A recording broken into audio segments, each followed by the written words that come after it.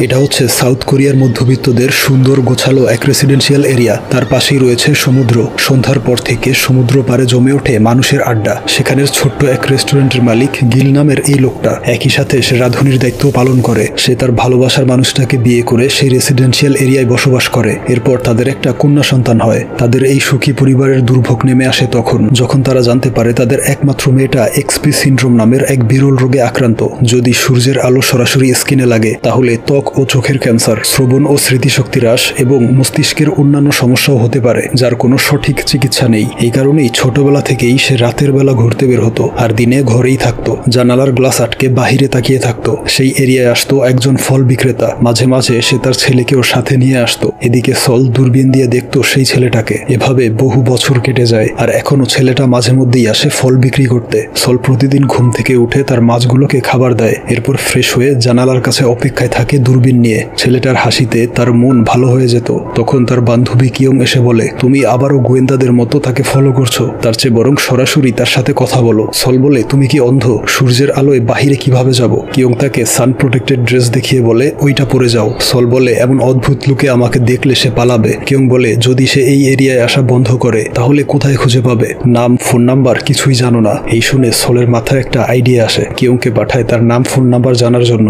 এরপর ফিরে এসে বলে, ছেলেটা আমাকে পছন্দ করেছে। আমার পছন্দের ফল কোনটা জিজ্ঞেস করে একটা ফ্রিতে দিয়েছে, তবে তার নাম, ফোন নাম্বার জিজ্ঞেস করতে মনে ছিল না। এরপর তারা নিচ তলায় চলে আসে। সল দেখে তার মা অনেকগুলো ফল কিনে এনেছে। এতগুলো কেনার কারণ জিজ্ঞেস করলে সে কিয়ংয়ের মতো একইভাবে বলে, ফল বিক্রেতা ছেলেটা আমাকে একটা ফ্রিতে দিয়েছে, তাই খুশি হয়ে এতগুলো কিনেছি। এই শুনে সল কিয়ংকে বলে, ছেলেটা ভালো, তাই সবার মতো তোমাকেও ফ্রিতে দিয়েছিল, আর তুমি ভেবে বসলে সে তোমাকে পছন্দ করে। তারপর রাতের বেলা তার বাবা মিস্টার গিল ড্রিঙ্কস করে বাড়ি ফেরে। মেয়ের ভয় লুকিয়ে রুমে ঢুকতে গেলে ধরা পড়ে যায়। সল অ্যালকোহল মাপান মেশিন সামনে ধরে ফু দিতে বলে। ধরা খেয়ে জরিমানা হিসেবে টাকা দিতে হয়। সে টাকা বাড়িয়ে দিয়ে বলে, আজকে গান শোনাতে হবে। তারপর সল গিটার নিয়ে বসে পড়ে। তার অসাধারণ গান শুনে তার বাবা কান্না করে দেয়। বলে, তোমার গানগুলো আরো বেশি মানুষের কাছে পৌঁছানো উচিত, তুমি ভালো সিঙ্গার হতে পারবে। সল বলে, অলরেডি শত শত সিঙ্গার রয়েছে, তাদের রেখে আমার গান কে শুনবে? পরদিন সকালে জানালার কাছে দাঁড়িয়ে থাকে ফল বিক্রেতার অপেক্ষায়। ছেলেটা সেদিন আসে না। তারপর দিনও তাকে কোথাও দেখা যায় না। এরপর দিন ট্রাকের শব্দ শুনে দৌড়ে এসে দেখে সেটা ছিল